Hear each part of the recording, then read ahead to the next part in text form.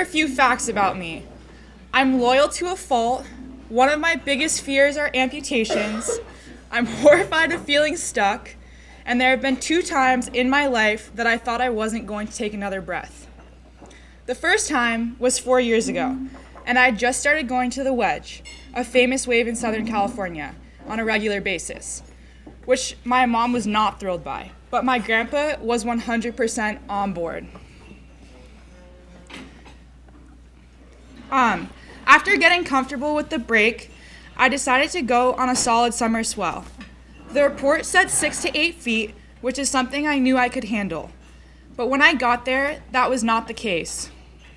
Magic was happening, and the waves were doubling the forecasted size. Nevertheless, I watched the waves for about 30 minutes and hopped in. I was sitting in the impact zone, and a set rolled through. I saw it coming out the back, but since I was filming, I didn't move. I wanted to catch some good clips. Yet, as soon as the first wave in the set came through, I realized I was in a bad spot. I started swimming out and getting pummeled. A characteristic of the Wedge is that no matter what you do, even if you grab onto the sand, the wave will bring you right back up and thrash you. And it did, 5 times in double overhead waves. I remember looking at the last wave in the set and being too exhausted to even attempt to do anything. I couldn't bring myself to go under the wave. I just watched as the wave approached. As the wave started tumbling me, I came to a point where I decided I was okay with not coming up. I accepted that I might not take another breath. I let my whole body go limp, and suddenly I broke the surface, swam past the impact zone, and floated for a bit. I did not get out of the water until my grandpa asked me to because he was finished with walking the dog. I explained what happened in the car, and he said that he was glad that I stayed in the water. That wasn't even the scary time. The second time was this summer at a place called Rock Pile. As some of you may know, I have some weird-looking scars on my leg. As I drove back from a 3-hour session at the Wedge with my cousin, I knew I had to take advantage of the beautiful waves before work. So naturally, I went searching for a place to surf. First, I checked my home break, but it was a mess. The swell direction was completely wrong. So I went to another spot in town that is good for west swells, even though I had only surfed there with my friends who are very talented surfers. As I was walking down, I saw one of them who was a lifeguard, and he yelled, "It's firing, get out there." So of course, before even looking at the waves, I ran back to the car, grabbed my board, put on my spring suit, and got out there. I caught a couple waves on the inside and decided to go out to Third Reef. At Third Reef, you sometimes have to hold onto the rock and push yourself off of it when the wave comes, and then you have to make the section and pass Second Reef. I watched as guy after guy made the wave, celebrating at the end. Then, a local man named Dawes, whose son I rescued 6 years prior, told me it was my turn. He coached me through the takeoff and yelled to paddle faster. I got the wave, hesitated, stood up, looked at the rock in front of me, and fell. As I broke the surface, I knew exactly where I was headed. Second Reef. I was going head first into a massive rock. I tucked my head into my chest and tried to flip myself to protect my head. The force that I hit the rock made my body unravel. My body was completely exposed. Then, miraculously, after an unclear amount of time, all the motion stopped. Confused, it took me a moment to realize I was on the surface of the water in calmness. I moaned in pain. I looked up and noticed I was in between all the rocks and my board was out of sight. Paddling out and catching a wave in was not an option. I swam out of the rocks and floated for a moment before going under the remainder of the set.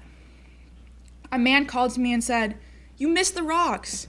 I looked at him and said, "No." All the blood drained from his face. I swam to shore, looked down, and saw blood pouring from my leg. Immediately, I said, "I need to go home." Dawes looked at me and said, "No, let the guards evaluate you." While being evaluated by the guards, the only thing I could say besides "I'm fine, let me go home," was, "I wish I was out there. as wave after wave rolled through. The guard apologized for not seeing me, but said that he grabbed my board, and it wasn't dinged at all. Turns out it was, but I was dinged worse. Dawes pulled my car around and brought me to the clinic. When I waited to be treated, he drove to my house to get my grandpa. By that time, I was in the room to get my x-rays and stitches. My grandpa came into the room, and the first thing he asked was, "Did you swim in?" I replied and told him the truth. Yes, of course. He smiled and responded, "Good." I refused the wheelchair and was determined to walk from room to room for my x-rays and stitches. Of course, I pretended not to be in pain, even though my body was uncontrollably shaking from shock. They cut off my wetsuit and gave me a massive shot before convincing me to use the wheelchair. After 4 hours in the clinic, I was released, prescribed pain medication, and sent home with an order to go on bed rest. I could not stop thinking about the time I would be missing at work and my internship, but my grandpa just told me to stop being ridiculous. I went home and immediately fell asleep until my grandpa woke me up for dinner, which I wanted no part of. Around 11 that night, I woke up. The shot, the adrenaline, and the mix of Tylenol and Advil had all worn off. I woke up in excruciating pain. I had promised myself that I was not going to take the pain medication, but I could not help but want to take it. I tried to move to get it from the bathroom, but I could not. I began to cry hysterically, which made me cry more because I hate crying, but I was scared by the fact that I could not move anything but my head and my arms. When I started to cry, the bruises on my ribs and back caused me even more pain. I tried to call for my grandpa, but it was inaudible. I couldn't be loud without causing myself pain. My grandpa finally woke up because the dogs started chasing coyotes. After many minutes of trying to figure out how I was going to get the medication, he came into my room and knew immediately what the issue was. Without saying a word, he calmed me down, brought me water from the kitchen, and gave me the pain medication. Fast forward to the next couple of days. All I could do was harp over my wave choice and hesitation. I was overanalyzing the whole thing, and it didn't help that almost all I heard was, "You shouldn't have been out there. What were you doing? Why would you surf there?" The whole time I heard these comments, all my grandpa would say was, "You're pushing your limits because you're trying to get better. I might have been dangerous, but your experience in the ocean is what prevented you from something worse happening." Finally, I healed. I went back to work and surfed again. I was definitely more timid, but of course I was out there. Accidents like these happen. It's part of the sport. Right now, you might be thinking, okay, cool, she surfs. But actually, the key parts of these stories are subtle. It is my grandpa. He encouraged me to explore my passion.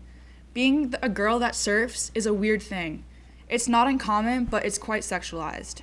Personally, I have had an experience where I was asked to be filmed while surfing, and I was thrilled, only before realizing that he wasn't filming my surfing. Further, as far as surfing goes, I've been told on multiple occasions that it is gross or weird or not cool that I like to shortboard and body surf, and that I should longboard more often because it is graceful and girly. Well, let me tell you, that's just dumb. I'm definitely a subpar shortboarder, but when it comes to body surfing, I'm proud of what I can do. One summer, I got nicknamed the body surfing babysitter chick because I would put the kids to sleep in the shade and go body surf while the waves were good. My grandpa, on the other hand, has always encouraged me to break those boundaries that other people have put up, but first he had to teach me to be tough. I distinctly remember that as a kid, whenever we would get hurt, my grandpa would come over and tell us to say "arg" instead of letting us cry. Further, he has always told us that children and teenagers are not empowered, but he wants us to feel empowered. He told us that we, everyone, deserves to feel empowered. He encouraged us to curse when we were younger, even though our parents didn't want us to, and had themes for the summers like drugs, sex, and rock and roll when we were 12 years old. He took us on road trips, and I fought with him like no one else, but regardless, it was a learning experience. He even encouraged me to travel alone to New Zealand this spring. My grandpa has helped me learn who I am while teaching me valuable lessons along the way. He taught me to appreciate the people in my life and to forgive myself and others. He helped me recognize that I'm terrible with authority, but the best advice he has given me is to never stop being defiant. He has helped me find my voice and my passion, and has always told me that I will have to work slightly harder than my brother because he is a boy and I am a girl. But the key point is that he has encouraged me to use the challenge of being a girl, wanting to pursue science and surfing to my advantage. So, I want to encourage you to use your voice and to stick up for yourself. Tell someone off if they're being rude to you, and appreciate them when you're treating you well. You don't have to be the loudest person in the room, but use your voice when it matters most to you. That is what's important. Thank you.